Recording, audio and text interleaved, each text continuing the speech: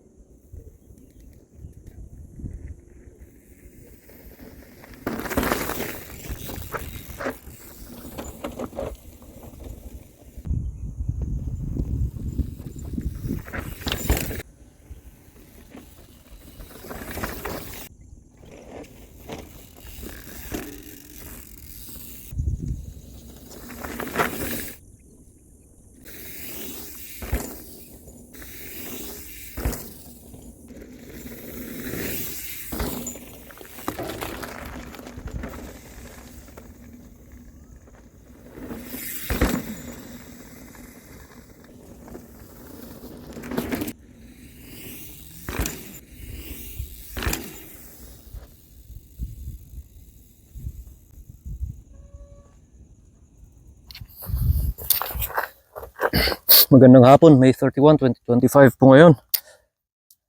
Mga halos 2 linggo. Actually, yun nga, 2 linggo mula nung last na ensayo ko, mula nung last na bike ride ko, at saka huling ensayo na rin yun. Ngayon lang ulit ako nagre-resume kasi kung ang mga bisikleta natin, pinapa-service natin para maayos, para tumagal, ganun din ang katawan natin. Nagpa-service din ako. Kasi siguro mga 10 taon lang akong may hemorrhoids. Tapos pa-check up ako last year. Kasi lumala. Unti-unti yun hanggang sa lumala. Nung nagpa-check up ako, binigyan ako ng options. Namili ako ng options ko para sa aking sitwasyon. Tapos pinaschedule ko. Etong taon, nag-decide ako na magpa-service nga. Ayun, natapos na rin last week.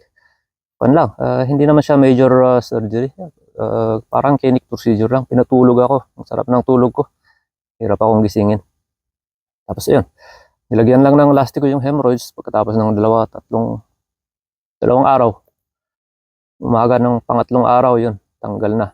Pero syempre, may nararamdaman ako. Medyo masakit nga kung minsan. Pero ngayon, okay na. Kaya nag-resume na ulit ako. Unti-unti akong nag-resume. Nag-session ako sa trail na malapit sa tirahan namin. Yun, habang nagbi-video, ayun, nagkaka-session din. Mga features, mga 2 to 3 takes. Tapos mga 3, 4, 5 minutes interval in between, kaya sabi nating low intensity kasi hindi naman yung todo bigay. Tapos hindi pa masyadong mabilis. Pinag-aaralan ko pa rin yung mga galaw-galaw ko. Ayun, para iwas sa disgrasya kasi ngayong araw may ride sana sa mga tropa. Kasama yung mga tropa, nag-aaya sila pero hindi na muna ako pumunta kasi maganda yung ista kung nasaan sila. May mga features doon. Tapos baka hindi ko mapigilan ng aking sarili, baka i-attempt ko yung gap doon. Mahirap na kung hindi ako ensayado, baka ma-damage yung bisikleta o ang sarili ko, kaya wag na muna. May ibang araw na lang, mag-recover muna ako. Tapos ayun, so yun yung message ko sa kung merong manunood actually record ko lang to para sa sarili ko. Message ko ngayon sa sarili ko at saka sa ibang tao, kung may makapanood nito, alagaan din natin ang ating sarili kasi mabilis lang naman ang oras, i-enjoy natin. Sa edad natin ngayon, medyo nakaka-enjoy ng konti sa mga hobbies natin. Pero para tuloy-tuloy na mag-enjoy, alagaan din natin ang ating sarili.